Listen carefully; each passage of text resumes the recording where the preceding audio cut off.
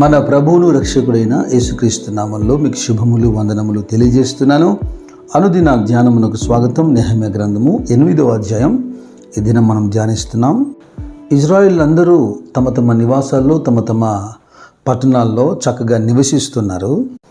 7వ మాసంలో జనులందరూ కూడా నీటి గుమ్మం ఎదుట మైదానంలో సమకూర్చబడి యెహోవా ఇజ్రాయిలుకు ఆజ్ఞాపించినటువంటి మోషే ధర్మశాస్త్ర గ్రంథాన్ని చదవబడు దాన్ని గ్రహించగలిగినటువంటి శక్తి ఉన్న స్త్రీ పురుషులందరినీ సమాజం అంతటిని ప్రోగు చేసి ఉదయం నుండి మధ్యాహ్న కాలం వరకు చదివి వినిపిస్తున్నారు. 5వ వచనం నేను చదవగోరుతున్నాను. అప్పుడు ఎజ్రా అందరికంటే ఎత్తుగా నిలవబడి జనులందరూ చూచుండగా గ్రంథమును విప్పగానే జనులందరూ నిలవబడిది. మా చిన్నతనంలో మేము మందిరానికి వెళ్తున్నప్పుడు ఒక అంశం మేము నేర్పించబడ్డాం. దైవజనులు మాకు నేర్పించినటువంటి అంశం ఏంటంటే, పరిశుద్ధ గ్రంథమైనటువంటి బైబిల్ని ఇలా కుడి చేత్తో ఇలా రొమ్మునకు హత్తుకొని ఆ బైబిల్ని మోసేట్టుగా మాకు నేర్పించారు. ప్రతి ఆరాధనలో పఠింప శ్రేష్ఠ గ్రంథము బైబిల్ అని మేము పాట పాడేవారం. ఆ చిన్నతనంలో పడినటువంటి పునాది బైబిల్ మీద ఆ ఆశ, ఆ భక్తి, ఆ మర్యాద నేటికి తొలగిపోలేదు. కాలం ఏదైనా, కల్చర్ ఏదైనా, పెద్దవాళ్ళు చిన్నపిల్లలకు ఈ విధమైనటువంటి మంచి క్రమాన్ని నేర్పించాలి. గ్రంథము విప్పగానే చూడండి, మనుషులందరూ కూడా లేచి నిలబడి ఆ గ్రంథాన్ని గౌరవిస్తున్నారు. అయితే చెక్కతో చేపినటువంటి ఒక ఎత్తైనటువంటి పీఠం మీద వినేవారి కంటే ఎత్తుగా ఎజ్రా నిలబడి చదువుతున్నాడు. నిజమే, ఈ దినాల్లో కూడా మనం చూస్తున్నాం, బోధించేవాడు వినేవాని కంటే కాస్త ఎత్తులో నిలబడి ఉంటాడు. అలా ఉన్నప్పుడు చూసేదానికి వినేదానికి బాగుంటుంది. నేనేం చెబుతున్నానో మీరు గ్రహిస్తున్నారా? కేవలం భౌతికమైన కోణం నేను చూపించట్లేదు, ఆధ్యాత్మికంగా కూడా మనం ఆలోచన చేయాలి. వినేవారు మిమ్మల్ని చూస్తున్నారని మీరు గుర్తించండి, బోధించేవారు. ఎందుకంటే వారు ఏమి మీ ద్వారా వింటున్నారో, వారు వింటున్న మాటలు మీలో కనబడకపోతే వారు మిమ్మల్ని తృణీకరించే అవకాశం ఉంది. కనుక బోధకులు ఎత్తుగా నిలబడి మాట్లాడుతున్నారు కనుక అన్నిటిలో కూడా ఉన్నతంగా ఉండాలంటున్నాను. పౌలు తీతుకు రాసిన పత్రిక 2వ అధ్యాయంలో 7వ వాక్యంలో అంటారు, పరపక్షమందుండువాడు మనల్ని గూర్చి చెడు మాట ఏది చెప్పనేరక సిగ్గుపడినట్లు అన్నిటి యందు నిన్ను నీవే సత్కార్యముల విషయమై మాదిరిగా కనుపరుచుకున్నాము అని. మన బోధలు వింటున్నటువంటి మన సొంత ప్రజలు మాత్రమే కాదు, అన్ని జనాంగం కూడా మనం చూస్తున్నప్పుడు దూషించేదానికి, దూషించబడేదానికి ఏమాత్రం మనము అవకాశం ఇవ్వకుండా జాగ్రత్తగా ఉండాలి. ఇక పౌలు తిమోతికి రాసిన పత్రికలు కూడా మొదటి పత్రిక 4వ అధ్యాయంలో చాలా విషయాలు తిమోతితో మాట్లాడుతూ వస్తున్నాడు. 4వ అధ్యాయము 11 నుంచి 16 వచనాలు గమనించండి. నీ యవనమును బట్టి ఎవడు నిన్ను తృణీకరింపనీయకము అంటూ మొదలు పెడుతూ, మాటలోను, ప్రవర్తనలోను, ప్రేమలోను, విశ్వాసములోను, పవిత్రతలోను విశ్వాసులకు మాదిరిగా ఉండము. అంత మాత్రం కాకుండా చదువుటయందు, హెచ్చరించుటయందు, బోధించుటయందు జాగ్రత్త పడము. నీలో ఉన్నటువంటి ఆ వరము, పెద్దలు ప్రార్థన చేయగా నువ్వు పొందిన వరమును అలక్ష్యం చేయొద్దు. నీ అభివృద్ధిని అందరికీ తేటగా కనబడు నిమిత్తము వీటిని మనస్కరించుమంటున్నాడు.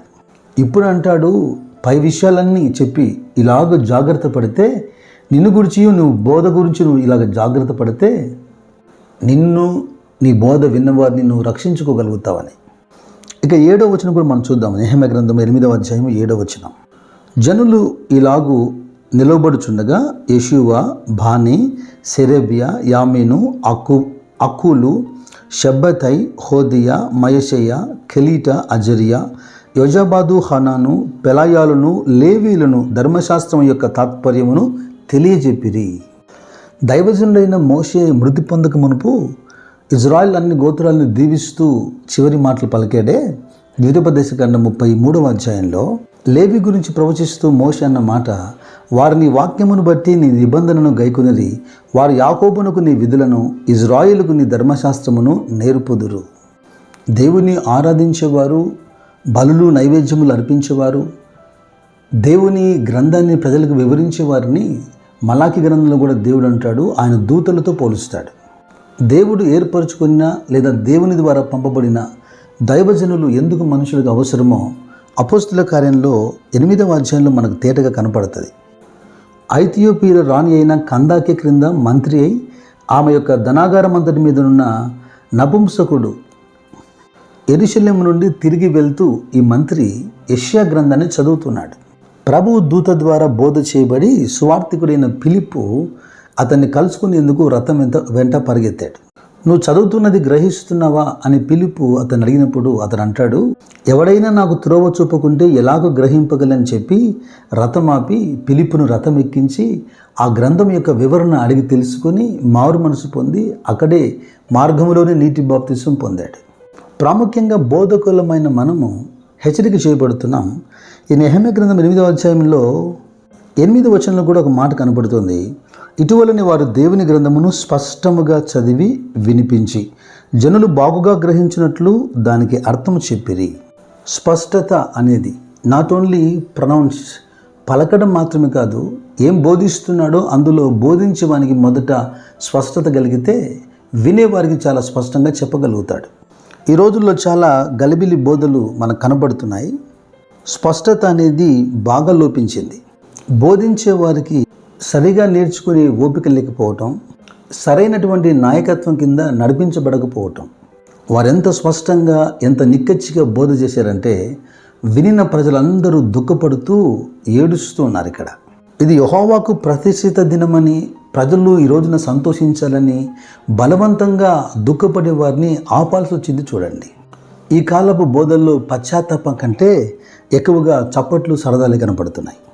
ఇక ఈ అధ్యాయం ముగింపులో పర్ణశాలల పండుగ మనకు కనబడుతుంది.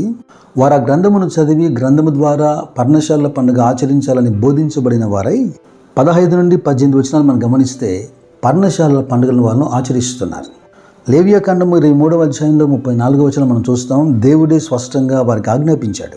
ఐగుప్తు నుంచి వారు విడిపించబడి అరణ్య యాత్రలో మార్గములో దేవుడు ఎలాగ వారిని ప్రొటెక్ట్ చేస్తూ వచ్చాడో, కాపాడుతూ వచ్చాడో దానికి సాదృశ్యంగా కనాను చేరిన తర్వాత కూడా వారి పండుగను ఆచరించేవారు. ఫీస్ట్ ఆఫ్ టెబర్నకల్స్ అంటారు, లేదా సుక్కోత్ అని కూడా అంటారు.